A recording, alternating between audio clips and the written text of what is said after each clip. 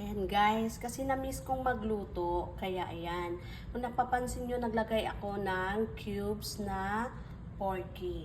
Pwede ding chicken. At saka, i-try natin ng iba namang recipe. Lagyan natin ng gatas yung ating evaporated itong ginamit kong gatas. Natin siya ng gatas. At saka, lagyan natin ng bawang. Dinagdagan ko yung bawang. Tapos, lagyan natin ng paminta at saka asin. At lagyan natin ng tubig.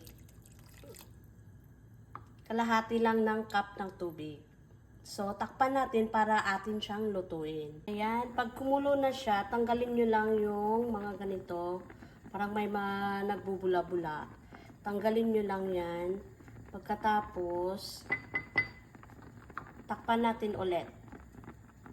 I-check na naman natin, tapos kailangan natin baliktarin ang ating porky. Isa-isahin natin baliktad. Tapos, pagkatapos ng after 10 minutes, tanggalin na natin siya sa kawali. So, ayan.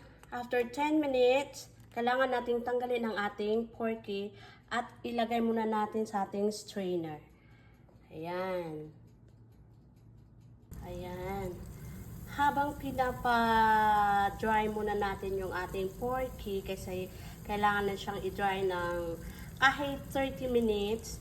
So, gawa muna tayo ng gravy. Naglagay ako ng butter. Ayan. Pagkatapos ng butter, kailangan nating mag-melt yung butter. Ayan. I-melt muna natin yung butter. Ayan, para mabilis. Ganyan.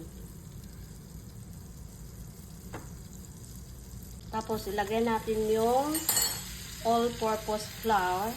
So, kailangan nating bilisan yan para, kasi ano yan siya magme-melt yan ng mabilisan. Baka, alam niya na, pag kulang yung, yung flour niya, pwede nyong dagdagan. Kagaya nito, dagdagan ko siya ng konti. Dagdagan ko na, pagkatapos yan, ilagay natin yung gatas doon, dito, para meron na tayong gravy.